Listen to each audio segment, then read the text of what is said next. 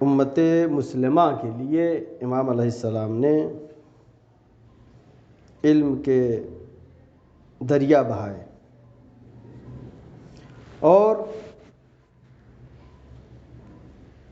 یہی تاریخ وہ ہے کہ جس میں قائد جمہوریہ اسلامی ایران حضرت امام خمینی رحمۃ اللہ علیہ نے ایک تاریخی حکم صادر کیا جو کہ امت مسلمہ کے لیے عزت کا سبب بنا،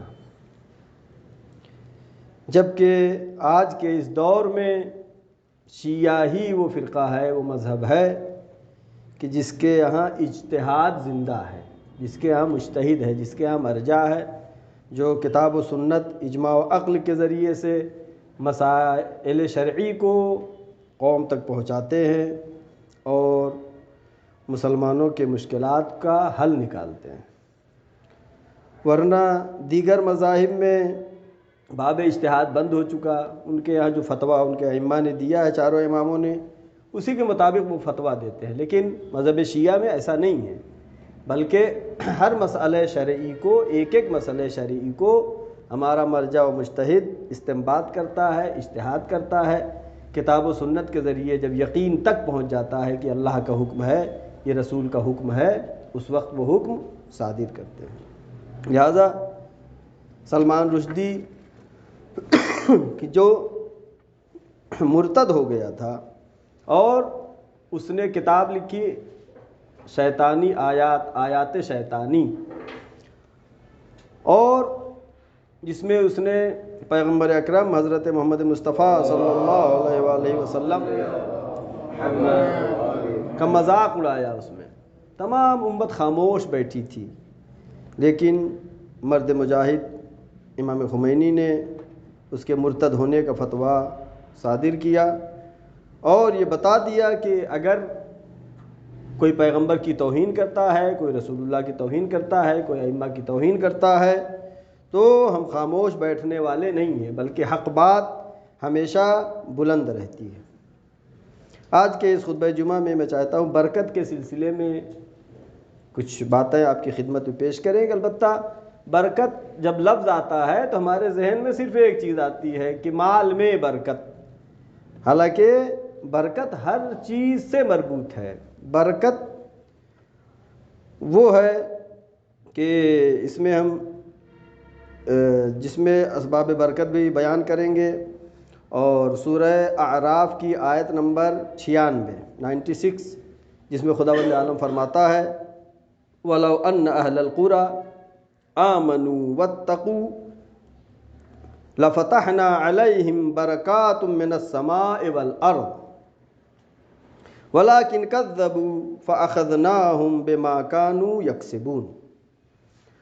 وَلَوْ أَنَّ أَهْلَ الْقُرَىٰ، اگر دیہات، گاؤں والے، قریے والے، شہر والے، جہاں پہ بھی رہتے ہیں وہاں کے لوگ، وہ لوگ جو اہل قرآن ہیں، آمنوا واتقوا، اگر وہ ایمان لائیں اور تقوی الہی اختیار کریں تو خدا فرما رہا ہے لفتحنا علیہم برکات، ہم ان کے لیے برکات کے راستے کھول دیں گے، برکتیں کھول دیں گے۔ دو شرطیں ہیں کہ آمنوا واتقوا، ایمان لائیں اور تقوی الہی اختیار کریں۔ علیہم برکات من السماء والارض، اللہ برکتیں نازل کرے گا آسمانوں سے بھی اور زمین سے بھی۔ آسمان سے برکت کیا ہے؟ بارش کا ہونا۔ زمین سے برکت کیا ہے؟ کہ زمین سے پھل کا پیدا ہونا اور گیاہان کا اگنا، حبوبات کا پیدا ہونا، یہ سب کیا ہے؟ برکات زمین ہیں۔ ولیکن کذبوا، لوگوں نے اللہ کی آیات کو جھٹلایا، یعنی ایمان نہیں لائے، تقوی اختیار نہیں کیا، فَأَخَذْنَاهُمْ بِمَا كَانُوا يَكْسِبُونَ۔ تو خداوند عالم کہہ رہا ہے کہ جیسا انہوں نے کیا ہے ہم اس کا اسی طریقے سے اس کی جزا دیں گے۔ لہٰذا یہ روئے زمین پر، یعنی زمین کا باقی رہنا، زمین پر برکتوں کا نازل ہونا، یہ اس بات کی دلیل ہے کہ زمین پر ایسے لوگ ہیں جو ایمان لائے ہیں، جو تقوی الہی اختیار کرتے ہیں۔ البتہ اسباب برکت میں سے جو کہ قرآنی آیات اور احادیث کے سلسلے میں جو اسباب برکت بیان ہوئے ہیں سلسلہ وار میں ایک فہرست کی شکل میں بیان کرتا ہوں۔ سب سے پہلی چیز ہے ایمان اور تقویٰ، جو کہ ابھی بیان ہوا ہے آیت میں۔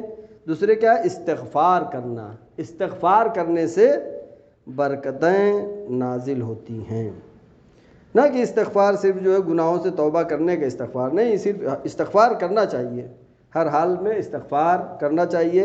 استغفار برکت کا سبب ہے۔ ذکر کرنا زیادہ سے زیادہ، اللہ کی اطاعت، عدالت، نرم مزاجی سبب بنتا ہے برکت کا۔ اگر نرم مزاج ہے انسان کا، سخت مزاج نہیں ہے، تو یہ سبب بنتا ہے برکت کا۔ اور ساتھ ساتھ جب برکت کے اسباب ہیں تو موانع برکت بھی ہے۔ کون سی چیزیں ایسی ہیں جن کی وجہ سے برکت نہیں ہوتی ہے، برکتیں رک جاتی ہیں؟ اس میں سے سب سے پہلا ہے گناہ۔ اگر انسان گناہ کا مرتکب ہوتا ہے تو پھر برکت اس کے یہاں سے ختم ہو جاتی ہے۔ برکت بہت اہم چیز ہے، اور اس یہاں پہ درس میں بھی میں نے بیان کیا تھا، لفظ برکت، تبارکہ، مبارکہ، یہ سب الفاظ ہیں جو اس سے مشتق ہیں۔ اور امر بالمعروف اور نہی عن المنکر کا سماج میں نہ ہونا، یہ بھی سبب بنتا ہے کہ برکتیں ختم ہو جائیں۔ یعنی دین اسلام میں جو کہ جہاں پر احکام بیان ہوئے ہیں، فروع دین بیان ہوئے ہیں، اس میں امر بالمعروف اور نہی عن المنکر بھی ہے۔ لہذا ضروری ہے کہ جو نماز پڑھتا ہے دوسرے کو کہے کہ تم بھی نماز پڑھو۔ جو گناہ ہوتے ہوئے دیکھ رہا ہے اس کی ذمہ داری ہے کہ گناہ کو روکے۔ لہذا برکت کے معنی جو لغت میں ہیں وہ ہے کہ خیر میں اضافہ ہونا، نیکی میں اضافہ ہونا، اچھائی میں اضافہ ہونا، یہ برکت کہلاتا ہے۔ برکت کی مثالیں بہت ہیں، شواہد بہت زیادہ ہے۔ اس میں سے سب سے اہم چیز جو ہے برکت ہے نسل میں برکت۔ اور نسل میں برکت سے مراد کیا ہے؟ یعنی اولاد زیادہ ہونا۔ اور یہ برکت، یہ عظیم برکت جو ہے، جس کو اللہ نے دختر رسول حضرت فاطمہ زہرا سلام اللہ علیہا کو عطا کیا ہے کہ سورہ نازل ہوا، بسم اللہ الرحمن الرحیم، انا اعطینا کل کوثر۔ جب دشمنان اسلام نے، کفار و مشرکین نے رسول اللہ کو ابتر کہنا شروع کیا تو اللہ نے جواب دیا، انا اعطینا کل کوثر، اے رسول ہم نے آپ کو کوثر عطا کیا۔ کوثر کے معنی بہت سے، خیر کثیر، اولاد کثیر۔ اور یہ برکت ایسی اللہ نے عطا کی کہ دو شکل میں چلی۔ ایک معصومین کا سلسلہ ہے جو کہ جناب فاطمہ کی نسل سے ائمہ معصومین علیہ السلام ہے، نورانی سلسلہ ہے، ایک برکت۔ دوسری برکت یہ سادات اکرام کا دنیا میں ہر جگہ موجود ہونا، اس آیت اور اس سورے کی تصدیق ہے۔ لہذا نسل کے سلسلے میں اللہ نے جواب دیا کفار و مشرکین کو، اور کثرت اولاد اللہ نے عطا کیا۔ اور اس میں برکت میں سے ایک ہے آسمان کی برکت، جو کہ میں نے بیان کیا کہ بارش ہونا یہ کیا ہے؟ آسمان کی برکت ہے۔ زمین کی برکت کیا ہے؟ پیداوار زیادہ ہونا، غلہ زیادہ ہونا۔ اور یہ لفظ برکت جو ہے جمع کی شکل میں 3 مرتبہ قرآن مجید میں ذکر ہوا ہے۔ لفظ برکت، برکات، برکت کی جمع برکات، قرآن مجید میں 3 مرتبہ لفظ برکات ذکر ہوا ہے۔ تینوں ذکر میں خداوند عالم نے اپنی طرف برکت کی نسبت دیا ہے، یعنی برکت کا عطا کرنا یہ خداوند عالم کے ہاتھ میں ہے۔ لہذا ہم کو ہمیشہ دعا کرنا چاہیے کہ ہمارے علم میں برکت عطا فرمائے، ہمارے مال میں اللہ برکت عطا فرمائے، ہمارے عمل میں برکت عطا فرمائے، ہماری روزی میں برکت عطا فرمائے، ہماری عبادات میں برکت عطا فرمائے۔ لہذا لفظ برکت مختلف اور دوسرے اس کے صیغے ہیں جو استعمال ہوئے ہیں۔ لفظ بارک ہے، بارکنا ہے، بورکا ہے، مبارک، مبارکن، مبارکتن، تبارکا، یا جسے مبارک بولتے ہیں، اس کے معنی میں کیا ہے؟ برکت کے۔ لہذا قرآن مجید میں اس سے مشترکات جو ہیں 32 مرتبہ تقریباً لفظ برکت سے ذکر ہوا ہے۔ اسباب برکت میں جو کہ روایات میں ہے، اس میں سب سے اہم چیز سحر خیزی ہے، جو میں بیان کرتا ہوں بہت خلاصے میں، ورنہ جو ہے تفصیلی روایات ہے اس سلسلے میں۔ اسباب برکت میں سب سے پہلے کیا چیز ہے؟ سحر خیزی، صبح میں اٹھنا۔ جو صبح میں سوتا رہ جائے وہ برکت حاصل نہیں کر سکتا ہے۔ سب کچھ ہے، مال ہونا برکت نہیں ہے، خوشحالی ہونا برکت، اس کا نتیجہ دیکھا جائے گا، نتیجہ ہے یا نہیں ہے۔ اگر تو اسباب برکت میں سب سے پہلی چیز کیا ہے؟ سحر خیزی، صبح میں اٹھنا۔ آج تو ایسا زمانہ آ گیا کہ بچے ہیں، کچھ بچوں سے پوچھو کہ سورج نکلتے ہوئے دیکھا یا نہیں، بہت سے بچے ایسے مل جائیں گے جنہوں نے سورج نکلتے ہوئے نہیں دیکھا ہے، چونکہ سوتے رہتے ہیں اس ٹائم پہ۔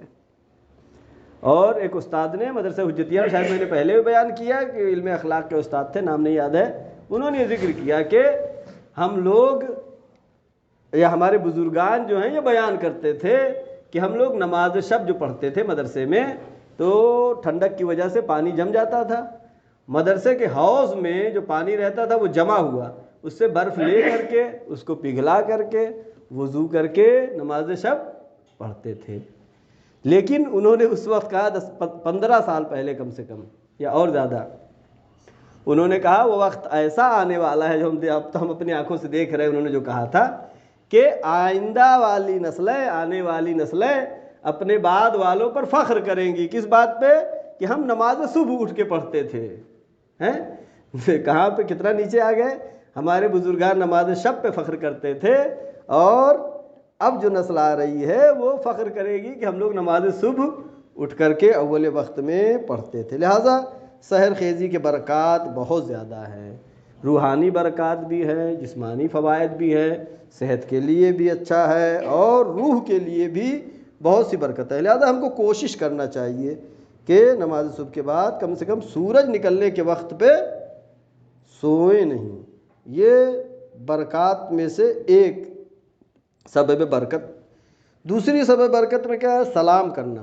سلام کرنا سبب بنتا ہے کہ انسان کو اللہ جو ہے مومن کو برکت عطا کرتا ہے۔ اسباب برکت میں صدقہ دینا یہ سبب برکت ہے۔ صفائی کا خیال رکھنا، صاف رکھنا ہے، اس کے لیے حدیث بھی ہے، کیا ہے کہ نظیف یعنی صفائی کیسی؟ چاہے وہ ظاہری صفائی ہو چاہے وہ باطنی صفائی ہو، صاف رہنا وہ سبب بنتا ہے کہ اللہ برکت عطا کرتا ہے۔ اور اسباب برکت میں سے ایک سبب یہ ہے کہ شادی کے اخراجات میں کم خرچ کرنا۔ آج کل جیسا ماحول بن رہا ہے کہ معلوم ہے کہ شادی کی تاریخ جب پڑ رہی ہے اس میں جو ہے معلوم ہو رہا ہے کہ پوری بارات آئی ہوئی ہے۔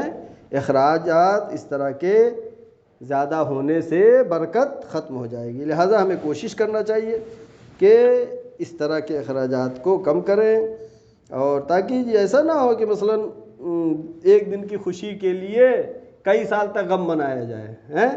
اپنے جتنا بجٹ ہے اس میں بھی آدمی کو کم میں کرنا چاہیے، تاکہ یہ خوشی منا کر کے پھر کچھ لوگ تو اب لون لے کر کے بھی کر رہے ہیں، معلوم ہے جب تک لون بھرتے رہیں گے جب تک غم ہوتا رہے گا۔ لہٰذا ہمیں کوشش کرنا چاہیے ظاہری نہ دیکھیں کہ لوگ کیا کہیں گے، لوگ والے چکر میں جو پڑے گا وہ پریشان ہو جائے گا۔ وہ حکیم لقمان کا واقعہ آپ نے سنا ہی ہے کہ گدھے پہ جا رہے تھے، بیٹے کو بٹھالے ہوئے تھے، خود پیدل جا رہے تھے، لوگوں کا کتنا ظالم باپ ہے۔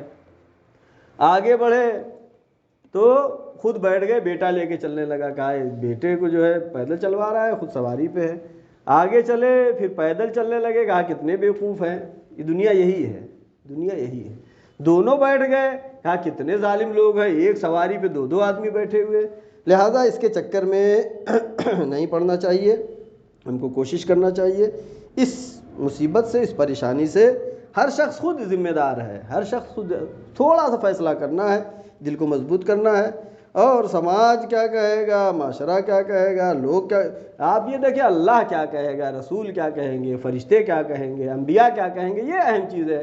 ائمہ معصومین کیا کہیں گے، اگر اس کو نظر میں رکھیں گے تو ایک سبب کیا ہوا؟ شادی کے اخراجات کو کم کرنا، صلہ رحمی یعنی رشتہ داروں کے ساتھ ملنا جلنا، البتہ صلہ رحمی سے مطلب یہ نہیں ہے کہ صرف پیسہ دے دے، کچھ فروٹ خرید کے دے دے، نہیں، پیار سے بات کرنا، محبت سے بات کرنا، اچھے سے بات کر لینا، یہ سب بھی صلہ رحمی میں آتا ہے۔ اور اسباب برکت میں خرید و فروش میں سچائی، بزنس میں جھوٹ نہ بولنا۔ اور اسباب برکت میں ہے ہمسائے کا خیال کرنا۔ اور اسباب برکت بہت سارے ہیں جو کہ، اور برکت کے لیے صرف یہ نہیں کہ جو ہے، کبھی کبھی ایک لفظ بھی، ایک کلمہ بھی برکت کا سبب بن جاتا ہے۔ میں نے ظاہراً بیان کیا تھا یہ کہ کوئی خطیب ایران میں تھے، بہت مشہور خطیب، ان سے ہمارے استاد آیت اللہ محسن قراتی نے ان سے پوچھا تم اتنے بڑے خطیب کیسے بن گئے، اتنے بڑے خطیب کیسے بن گئے، پورے ایران کے مشہور خطیب ہو؟ کہا کہ ہم خطیب بن گئے ایک آدمی کے ایک واہ کہنے کی وجہ سے، فارسی میں کہتے ہیں احسن کہنے کی وجہ سے۔ لہٰذا ہو سکتا ہے ایک لفظ کے ذریعے سے، ایک کلمہ ایک لفظ باعث برکت بن جاتا ہے۔ کتنی بڑی برکت ہو گئی ہے کہ ایک واقعہ، انہوں نے کہا کہ جب میں مجلس پڑھنے پہلے بیٹھا تو میرے پیر کانپ رہے تھے، ڈر رہا تھا، خطابت نہیں کر پا رہا تھا، اور اس مجمع میں سے ایک شخص نے مجھے تعریف کر دیا۔ یہ تعریف جو کر دیا تو میرے دل کی دھڑکن کھل گئی اور حوصلہ بلند ہو گیا اور میں بہترین خطیب ہو گیا۔ لہٰذا ہماری زبان سے نکلنے والے الفاظ کی بہت قیمت ہے، ہماری نگاہوں کی بہت قیمت ہے۔ کسی نے کچھ بتایا، نگاہ عجیب کر دیا، یا کوئی لفظ منفی کہہ دیا، اس کی ترقی رک گئی، ایسا لفظ بولنا کہ جس کی وجہ سے وہ آگے بڑھ سکے۔ لہٰذا سب سے اہم چیز کیا ہے؟ برکات میں خود کلمات ہیں، ہماری زبان سے نکلنے والے کلمات باعث برکت ہو جاتے ہیں۔ اور قرآن مجید میں 2 جگہ پر لفظ آیا لا تقتلو، اور یہ صرف لا تقتلو لفظ آنے سے 2 نبیوں کی زندگی بچی ہے۔ یعنی کتنی برکت ہے کلمہ میں، لفظ میں۔ ایک تو واقعہ وہ ہے سورہ قصص کا کہ جب جناب موسیٰ علیہ السلام کی ولادت ہوئی اور فرعون نے یہ حکم کیا تھا جو بھی بچہ پیدا ہو، لڑکا اگر ہے تو قتل کر دیا جائے۔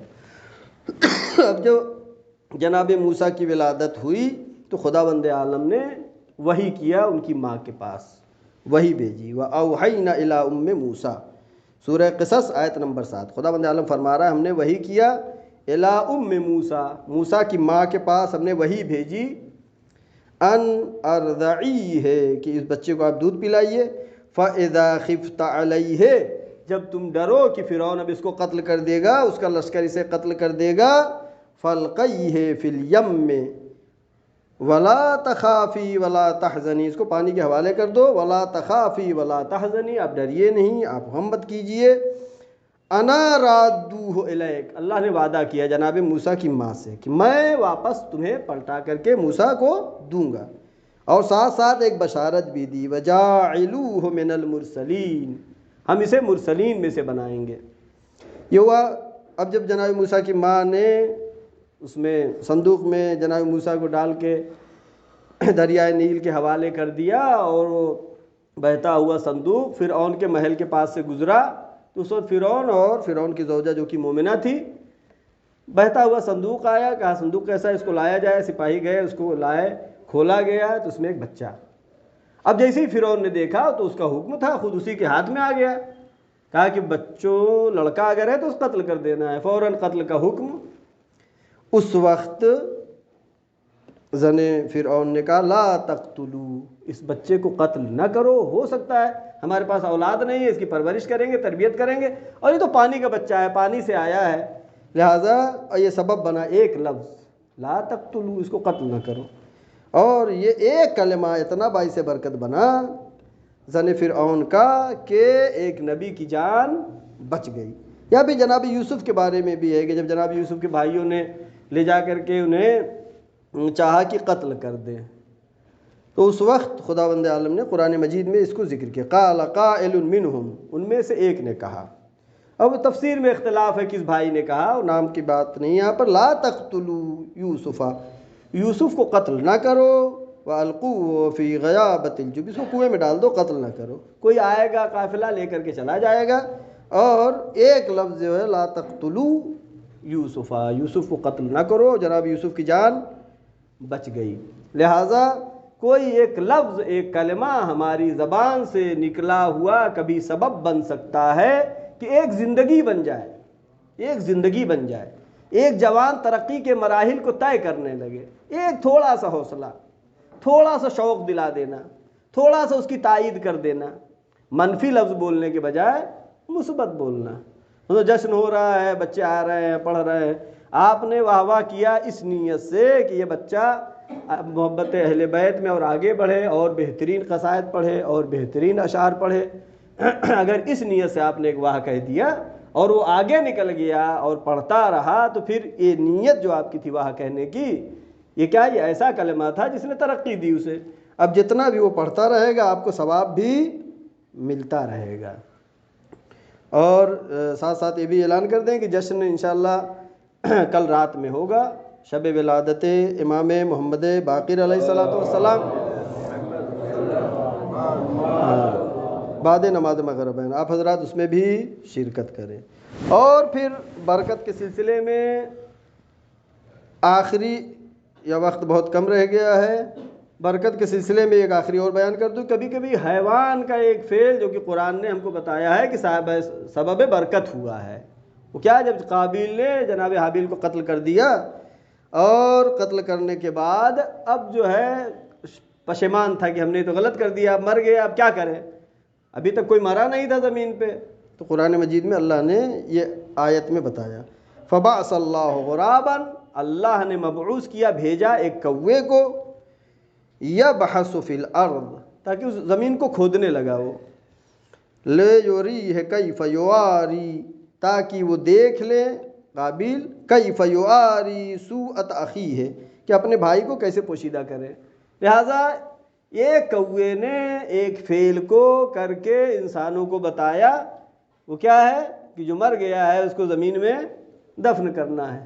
ایک کوے نے، اس کا ایک فعل اتنا باعث برکت بنا کہ جناب آدم کے زمانے سے لے کے آج تک انسان نے سیکھا، کیا سیکھا، ایک کوے کے ذریعے سے سیکھا کہ اس کو دفن کرنا ہے۔ اور بہت سارے برکات ہیں، برکات کے فضائل ہیں، اور ہمیں چاہیے کہ اس کو اپنی زندگی میں عملی طور پر حاضر کریں۔ خاص کر جو میری زیادہ تاکید ہے وہ سحر خیزی ہے، صبح سویرے اٹھنا، صبح سویرے اٹھنا۔ پہلے بزرگان جو بچپن میں اپنا سنتے ہیں ورزش کرتے تھے، صبح میں اٹھ کر کے دوڑتے تھے، بھاگتے تھے، ورزش کرتے تھے، اب جو ہے آہستہ آہستہ سب چیزیں، یہ ہماری صحت کی جو بھی چیزیں تھیں وہ سب موبائل لے کر کے چلا گیا، لہٰذا ہمیں اس کا مبارزہ کرنا ہے، مقابلہ کرنا۔ آخر میں دعا ہے، پروردگارہ محمد وآل محمد صدقے میں، چہاردہ معصومین علیہ السلام کے صدقے میں ہم کو سحر خیزان میں شمار فرما۔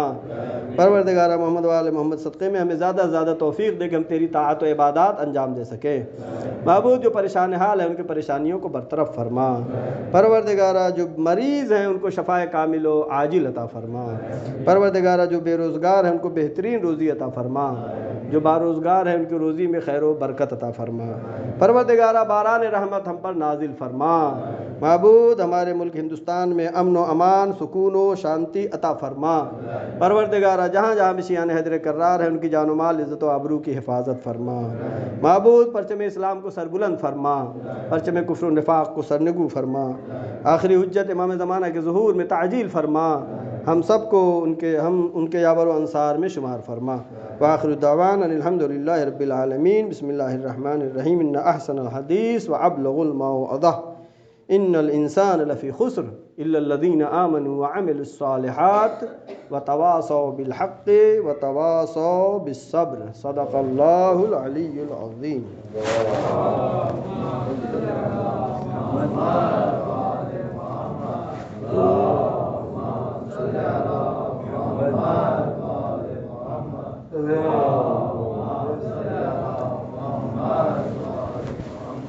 اعوذ باللہ من الشیطان اللعین الرجیم۔ بسم اللہ الرحمن الرحیم۔ الحمد للہ الذی لا الہ الا هو الحلیم الکریم، غافر الذنب وقابل التوب وهو الغفور الرحیم۔ سبحان من سبقت رحمتہ علی غضبہ وبسط الیدی بالرحمہ، سبحان من لا یزداد الا جودا وکرما۔ نشہد ان لا الہ الا اللہ وحدہ لا شریک لہ ونشهد أن محمدا عبده ورسوله ونشهد أن عليا أمير المؤمنين وإمام المتقين ووصي رسول الله وخليفته بلا فاصل. اللهم صل وسلم وزد وبارك على خاتم النبيين سيد المرسلين أبي القاسم محمد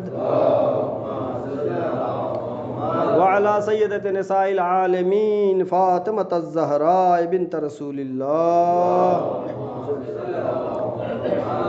اللهم صل وسلم على قائد غر المحجلين أمير المؤمنين علي بن أبي طالب.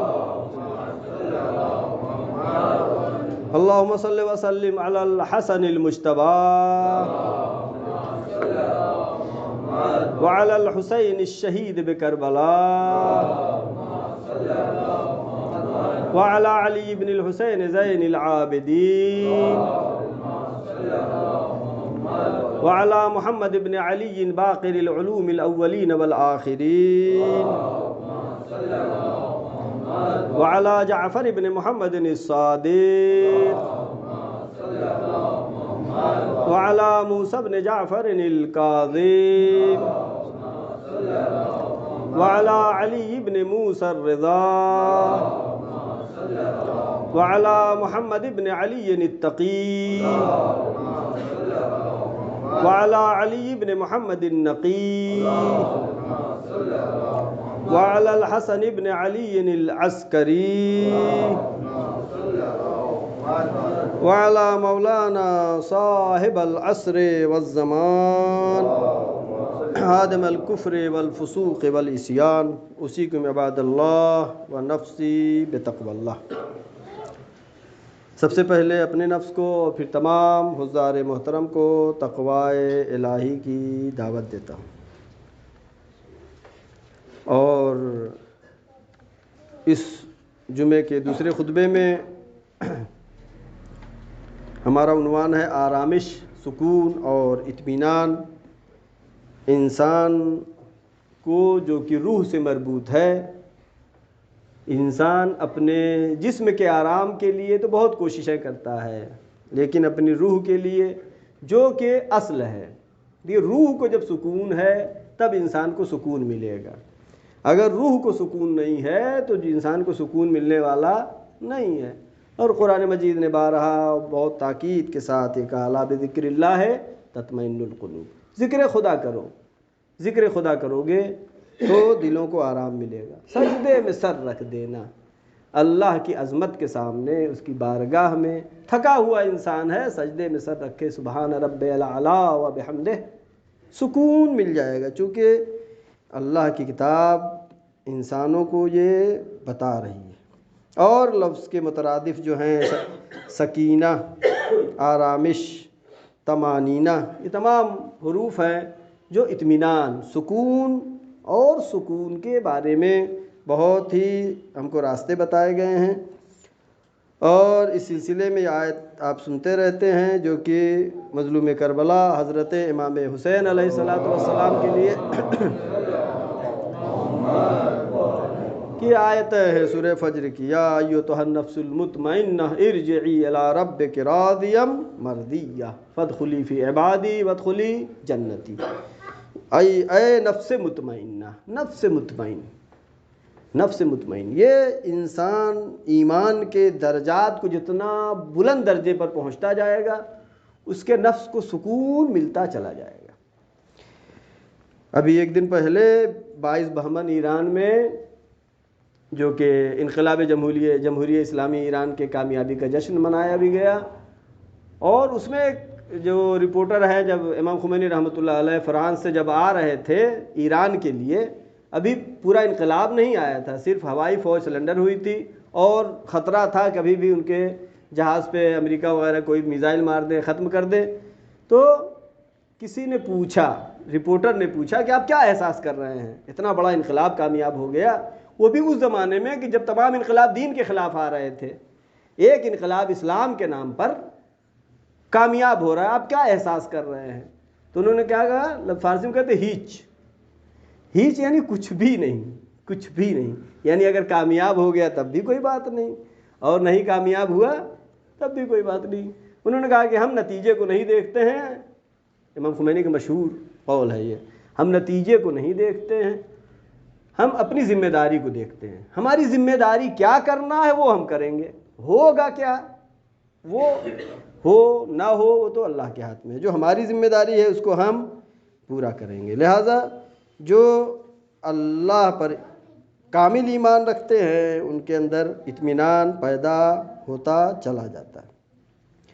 اور اس سلسلے میں حدیث قدسی کی چند کلمات ہیں اس بارے میں، سکون کے بارے میں، جس میں خدا بند عالم نے فرمایا کہ من لم یرضى بقضائی ولم یصبر علی بلائی ولم یشکر نعمائی فلیخرج من تحت سمائی ولیتخذ ربا سوائی، کہ یہ جو حدیث قدسی کے الفاظ ہیں جس کا ترجمہ یہ ہے کہ جو راضی نہ ہو میرے قضا کے اوپر، یعنی اللہ کی طرف سے جو قضا و قدر ہے، جو اللہ کی طرف سے معین ہے اس پر جو راضی نہ رہے، ولم یصبر علی بلائی، اور بلا کے اوپر جو صبر نہ کرے، بلا جو ہے امتحان کے لیے ہوتا ہے، ولم یشکر نعمائی، جو میری نعمتوں پر شکر ادا نہ کرے، تو خدا کیا فرما رہا ہے، فلیخرج من تحت سمائی، اس کو چاہیے کہ میرے آسمان کو چھوڑ کے چلا جائے، کہیں نہیں جا سکتا انسان بہرحال، لہٰذا یہ اپنانا چاہیے، وَلْيَتَّخِذْ رَبًّا سَوَائی، اپنے میرے علاوہ کسی اور کو اپنا رب مان لے۔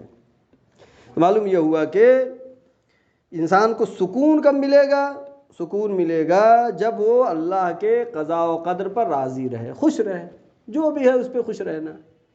بلکہ کہا گیا مادیات میں اپنے سے نیچے دیکھے انسان تو خوش رہے گا، معنویات میں اپنے سے اوپر والے کو دیکھے کہ وہ نماز پڑھنے جاتا ہے تو مجھے بھی جانا چاہیے، وہ خمس دیتا ہے تو مجھے بھی دینا چاہیے، معنویات میں اپنے سے اوپر والے کو دیکھے اور مادیات میں اپنے سے نیچے والے کو دیکھے۔ لہذا وَلَمْ يُصْبِرُ عَلَى بَلَائی، جو صبر نہ کرے بلا کے اوپر، اس کو سکون نہیں مل سکتا ہے، اور جو نعمتیں اللہ نے دی ہے اس کو شکریہ نہ ادا کرے۔ انسان کے اندر حرص ہے، اور ہو جائے، یہ بھی ہو جائے، وہ بھی ہو جائے، وہ بھی ہو جائے، اور کبھی بھی وہ کہتا ہے کچھ نہیں ہے، میرے پاس کچھ نہیں ہے۔ ایران میں ایک مرتبہ میں ٹیکسی پہ جا رہا تھا تو وہاں پہ زیادہ ہی ہے، یعنی کچھ نہیں میرے پاس ہے، عام ہے کہنا کچھ بھی نہیں ہے، بہت پریشان ہوں، حالانکہ یہ کہنے سے کوئی فائدہ نہیں ہے، کہنا ہے تو خدا سے کہنا۔ تو وہ کہنے لگا کہ عجیب بات کہی، اس نے کہا اگر لوگوں کے پاس پیسہ نہیں ہے تو بینکوں میں بھیڑ کیوں ہے؟ بینک میں بھیڑ ہے اس کا مطلب پیسہ ہے، لیکن لوگ شکر خدا نہیں کرتے ہیں۔ لہذا اس میں سب سے اہم چیز کیا ہے؟ قضاء و قدر الہی پر راضی رہنا۔ اور اس سلسلے میں جب کسی ایک شخص نے آ کے مولا کائنات حضرت علی ابن ابی طالب علیہ السلام پوچھا کہ قضاء و قدر کیا ہے، آپ بتائیے قضاء و قدر کیا ہے؟ یعنی قضاء و قدر کیا مطلب؟ یعنی انسان اگر کوئی کام کرتا ہے تو خود انسان کا ارادہ بھی شامل ہے، اور ساتھ ساتھ اللہ نے اگر اجازت نہیں دیا تو ہو بھی نہیں سکتا ہے، چاہے اچھا کام ہو چاہے برا کام ہو، اگر اللہ کہہ دے کہ یہ کام نہیں ہونا ہے تو پھر ہوگا نہیں وہ۔ لہذا قضاء و قدر کے لیے مولا نے کہا کہ سخت ہے، تم سمجھ نہیں پاؤ گے، جاؤ واپس چلے جاؤ۔ وہ دوسرے دن پھر آتا ہے کہ مولا بتائیے کیا قضاء قدر ہے؟ امام نے کہا نہیں تم سمجھ نہیں پاؤ گے، بہت سخت ہے، جاؤ بس اتنے پہ راضی رہو، جو اللہ نے دیا ویسے ہی رہو۔ پھر تیسری مرتبہ اس نے پھر جب پوچھا تو امام نے ایک لفظ کہا، اور یہ لفظ جو ہے بعد اور ائمہ سے بھی بہت سی روایتوں میں یہ ذکر ہوا ہے کہ مولا کائنات امر بین الامرین، امر بین الامرین، قضاء و قدر دو امر کے درمیان تیسرا امر ہے۔ وہ کیا تھا کہ جب نہ تو جبر ہے نہ تفویض ہے۔ جبر کیا مطلب؟ جو کچھ بھی کرتا ہے خدا کرتا ہے، بندہ کچھ نہیں کرتا، بندہ مجبوری سے، کیا کہتے ہیں؟ جبر کہتے ہیں۔ تفویض کیا ہے؟ جو کچھ کرتا ہے بندہ کرتا ہے، خدا کچھ نہیں کرتا۔ امت مسلمہ میں یہ دو گروہ پائے جاتے ہیں، جبریہ اور مفوضہ۔ لہٰذا یہ تیسرا گروہ جو کہ شیعہ حیدر کرار حضرت علی ابن ابی طالب علیہ السلام ہیں، جن کو عدلیہ کہا جاتا ہے، نہ جبر کے قائل ہیں نہ تو تفویض کے قائل ہیں، بلکہ انسان بیچ میں ہے ان دونوں کے، انسان بیچ میں ہے ان دونوں کے۔ لہذا امام نے مختصر طور پر یہ بتایا قضاء و قدر کہ نہ تو جبر ہونا چاہیے نہ ہی تفویض ہو، بلکہ خدا بند عالم کا جو ارادہ ہے، جیسا وہ چاہ رہا ہے ویسے ہم زندگی گزار رہے ہیں، اسی پہ خوش رہنا، اسی پہ خوش رہنا، اسی کو قضاء و قدر الہی کہتے ہیں۔ لہذا سکون اگر کسی کو لینا ہے تو البتہ قضاء و قدر الہی کا مطلب یہ نہیں کہ گھر میں بیٹھ جائے کچھ کام نہ کرے، کام کرے اللہ پہ بھروسہ کرتے ہوئے کرے، نہ کہ جو ہے گھر میں بیٹھے اور پھر صرف دعا مانگ رہے۔ دعا والی مثال میں نے دیا تھا نا وہ، کہ کسی بچے نے، یعنی اگر آدمی کام نہیں کرتا صرف دعا کرتا ہے، اس کی مثال کیا ہے؟ وہ کسی بچے نے امتحان کے پیپر میں اس سے سوال کیا گیا ہمالیہ پہاڑ کہاں ہے، تو اس نے لکھ دیا ہمالیہ پہاڑ نیشا پور میں ہے۔ کہاں ہے؟ انڈیا میں ہے۔ اب اس کی ماں کمرے میں داخل ہوئی، دیکھا بیٹا تیز تیز دعا کر رہا ہے، یا اللہ ہمالیہ پہاڑ کو نیشا پور لا دے، ہمالیہ پہاڑ کو نیشا پور لا دے، پیپر میں غلط لکھ لیے ہے۔ تو جو عمل نہیں کرتا ہے، صرف دعا کرتا ہے، اس کی مثال ایسی ہی ہے۔ لہذا عمل بہت ہی اہم ہے، بہت ضروری ہے۔ اور جلدی جلدی چند مطالب اور، صبر ایک تو ہے قضاء و قدر الہی، دوسرے کیا ہے؟ صبر بر بلا، بلا کے اوپر صبر کرنا، اور صبر کرنا اتنا بڑا مقام ہے، اتنی بڑی منزلت ہے۔ صبر ہر مرحلے میں، مثلا بچے کی تربیت پہ صبر کرنا، یعنی بچے صاحب نے کہا چلو نماز پڑھنے، ہو سکتا ہے نہ جائے، ایک دن نہ جائے، دوسرے دن نہ جائے، آپ کو غصہ بھی آئے، لیکن صبر کر کے اس کو سمجھانا۔ یہ صبر کے بہت ہی درجات ہیں، صبر کے بہت سے فوائد ہیں، اور دو ہی جگہ ہے قرآن مجید میں جہاں پہ اللہ نے درود و سلام بھیجا ہے۔ پہلے کیا ہے؟ پیغمبر اکرم حضرت محمد مصطفیٰ صلی اللہ علیہ وآلہ وسلم کے لیے خدا نے فرمایا ان اللہ و ملائکتہ یصلون علی النبی یا ایھا الذین آمنوا صلوا علیہ وسلموا تسلیما۔ اور دوسرا مقام ہے وبشر الصابرین اذا اصابتهم علیہم مصیبہ قالوا انا للہ و انا الیہ راجعون اولئک علیہم صلوات من ربہم ورحمہ۔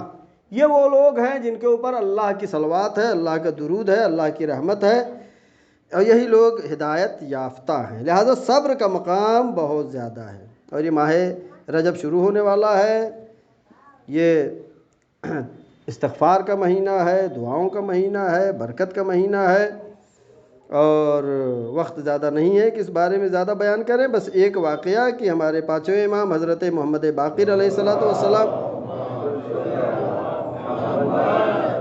کہ ایک شخص ہے جس کا نام تاریخ نے لکھا محمد بن منقدر، وہ گزر رہا تھا، اس نے دیکھا کہ امام کھیت میں ہیں، محنت کر رہے ہیں۔ حالانکہ پانچویں امام وہ ہیں جنہوں نے یونیورسٹی اس زمانے میں قائم کیا، علم کے دریا بہائے، لیکن علم کا مطلب یہ نہیں کہ آدمی محنت کرنا چھوڑ دے، کام کرنا چھوڑ دے، نہیں۔ امام کو دیکھا کہ وہ کھیت میں ہیں، باغ میں ہیں، کام کر رہے ہیں، پسینہ جاری ہے۔ وہ شخص آتا ہے، وہ نہیں پہچانتا، کہا قریش کا یہ بوڑھا اتنی گرمی میں دنیا کو طلب کرنے کے لیے مشغول ہے۔ یہ لفظ کہا ہے امام کے سامنے، یہ قریش کا بوڑھا شخص اتنی گرمی میں دنیا کو حاصل کرنے کے لیے اتنی محنت کر رہا، پسینہ بہا رہا ہے۔ تو امام نے فرمایا، امام نے ایک لفظ کہا کہ اگر مجھے اس حالت میں موت آ جائے، چونکہ میں کام کر رہا ہوں روزی کے لیے، رزق کے لیے، اولاد کے لیے، اپنے خانوادے کے لیے، اپنے گھر والوں کے لیے، پیسہ کمانے کے لیے، تو امام نے کہا کہ یہ طلب دنیا نہیں ہے۔ امام نے کہا فرمایا اگر موت آ جائے اسی حالت میں میری، تو میری یہ موت اطاعت خداوند عالم کی حالت میں ہے، یعنی میں اللہ کی اطاعت میں دنیا سے جاؤں گا۔ لہذا جوانوں کے لیے خاص کر یہ کہ کبھی اس چیز کو ذہن سے نکال دیں کہ ہم نے اتنا پڑھا ہے تو ہم یہ کام کیوں کریں، ہم نے اتنا پڑھا ہے تو ہم وہ کیوں کام کریں، نہیں۔ رزق حلال کو حاصل کرنا بہت بڑی عبادت ہے، لہذا اس میں کسی طرح کی شرم و حیا کرنا اور جو ہے کیا اپنے لیے کمزوری کا احساس کرنا، یہ خاص کر شیعان حیدر کرار کے لیے صحیح نہیں ہے، اس لیے کہ وہ ائمہ معصومین جو علم کے اتنے درجے پر فائز ہیں، وہ ڈگری دنیا کی ڈگری کیا ڈگری ہے، کیا سند ہے، جب اتنے مقام پر فائز ہو کر کے ائمہ معصومین نے ہم کو نمونۂ عمل بتایا ہے۔ لہذا ہم کو چاہیے کہ کوشش کرے، محنت کرے، لیس للانسان الا ما سعی، دنیا ہو آخرت ہو، کوشش کے بغیر